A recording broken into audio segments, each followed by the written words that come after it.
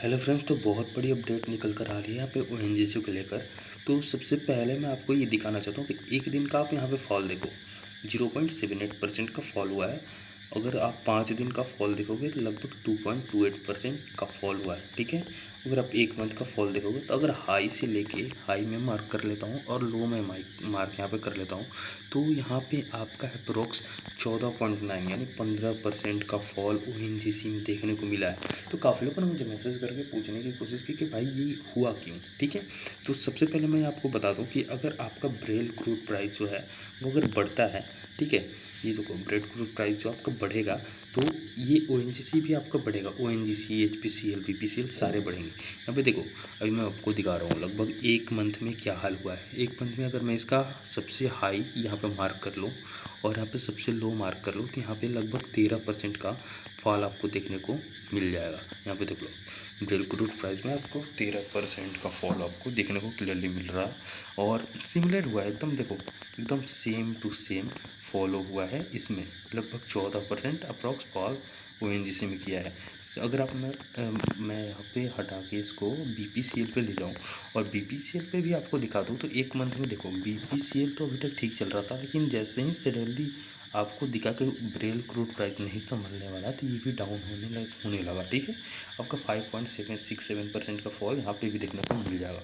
ठीक है, बीपीसीएल हो गया, फिर उसके बाद एचपीसीएल भी वही होगा, वाइल इंडिया भी लगभग वैसे ही चलता है। ठीक है, देखो अब मैं इसमें थोड़ा सा भी आपको ये क्लियर समझ में आ जाएगा। देखो 6% का फॉल, कितना तीखा फॉल हुआ है। ठीक है, लास्ट 5 दिन में लगभग 5 से 10 दिन आप मान सकते हो। ठीक है, इतना आपको 6% 7% का फॉल देखने को मिल जाएगा।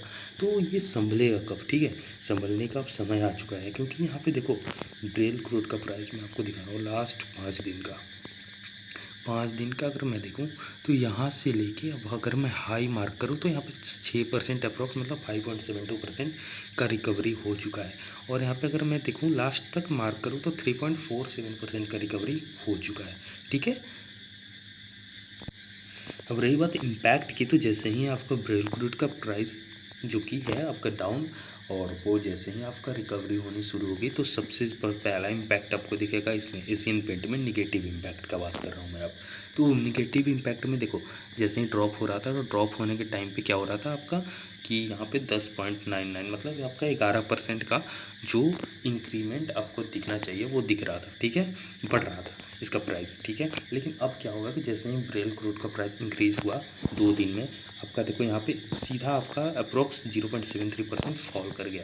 ठीक है, एशियन पेंट हो गया, फिर उसके बाद मैं आपको दिखा दूँ बर्जर पेंट में भी सेम पैटर्न फॉलो होगा।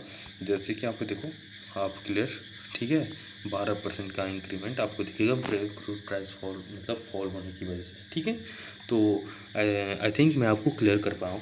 और एक चीज़ मैं बताऊँगा यार, देखो ज़्यादा टेंशन लेने की बात नहीं है, क्योंकि मैंने भी यहाँ पे देखो, यहाँ दिखा रहा हूँ मैं ओएनजीसी जब यहाँ पे है, यहाँ पे आपका अप्रोक्स ये तो ऑयल इंडिया है, आपको ओएनजीसी मैं दिखा रहा हूँ, 1 मिनट।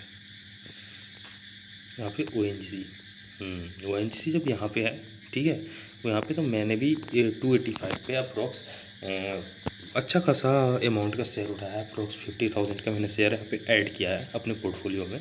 तो एक ही चीज़ बोलूँगा यार, देखो थोड़ा सा पेशेंस तो रखना पड़ेगा।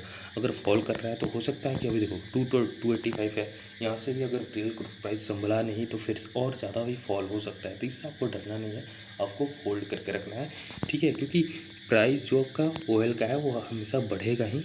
ठीक है, एक टाइम के बाद आपको दिखेगा कि फिर से रिकवरी आ रही है और फिर से आपको जो ये प्राइस गिरा हुआ है उसमें आपको रिकवरी डायरेक्ट देखने को मिलेगी। ठीक है, चलो।